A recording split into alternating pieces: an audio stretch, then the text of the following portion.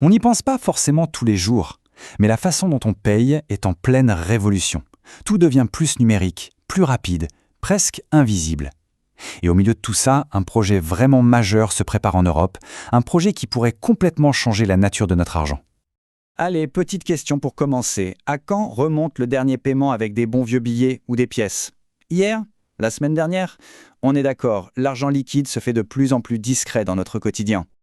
Et pourtant, attention aux idées reçues. Les chiffres montrent une réalité un peu plus complexe. En 2024, dans la zone euro, les espèces, elles représentent encore plus de la moitié des transactions qu'on fait en magasin.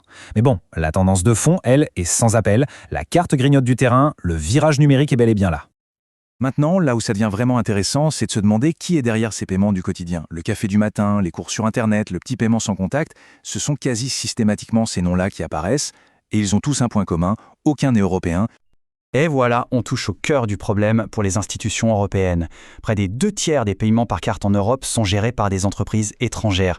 C'est vu comme une vraie faiblesse, un risque pour l'autonomie du continent, surtout dans le climat géopolitique actuel qui est, disons, un peu tendu.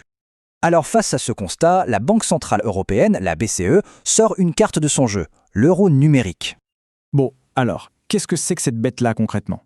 Le plus simple, c'est de l'imaginer comme de l'argent liquide, mais dans son téléphone. Ce ne serait pas de l'argent qu'on dépose dans une banque privée, non. Ce serait de la monnaie publique garantie directement par la Banque centrale. En fait, c'est vraiment l'équivalent numérique de nos billets et de nos pièces.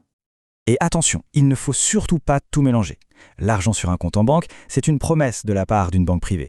L'euro numérique, lui, serait une dette directe de la BCE. Le risque de faillite, 0. Et ça n'a rien à voir non plus avec une crypto comme le Bitcoin, qui n'a pas d'émetteur central et dont la valeur fait les montagnes russes. Sur le papier, en tout cas, les promesses sont assez alléchantes. Une utilisation de base gratuite, la possibilité de payer même sans connexion Internet, un peu comme avec du liquide finalement, l'assurance que ce sera accepté partout dans la zone euro et, point crucial, un très haut niveau de confidentialité. L'idée, c'est d'avoir le meilleur des deux mondes, la sécurité de l'argent public avec la facilité du numérique. Mais évidemment, un projet d'une telle ampleur, ça ne se fait pas sans créer de vagues, sans soulever des questions hyper importantes et des débats parfois assez vifs. Cette phrase du gouverneur de la Banque de France, elle dit tout. L'euro numérique, c'est avant tout une réponse géopolitique. Une façon pour l'Europe de taper du poing sur la table et de dire « notre monnaie, c'est notre affaire » face aux géants américains de la tech qui rêvaient de créer leur propre monnaie mondiale.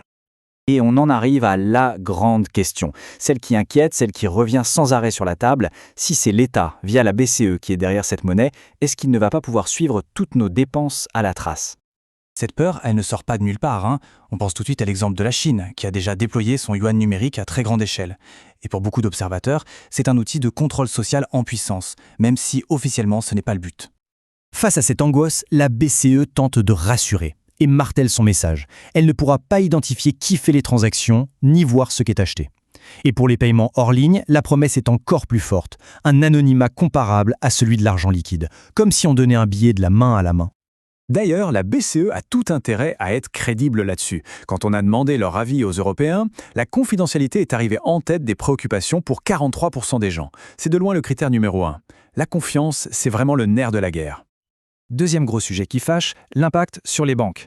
Imaginez que tout le monde se dise « l'euro numérique, c'est plus sûr » et transfère massivement son argent depuis les banques commerciales.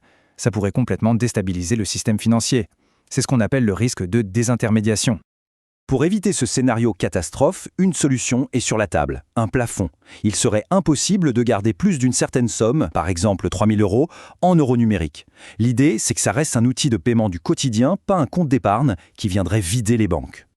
C'est la question à 1 million, ou plutôt à des milliards d'euros. Parce que même si on règle tous les problèmes techniques et politiques, il reste le plus grand défi de tous, convaincre les gens de s'en servir. Et là, pour l'instant, c'est un peu la douche froide. Une étude récente montre que près de 6 Européens sur 10 trouvent improbable ou très improbable de l'utiliser un jour.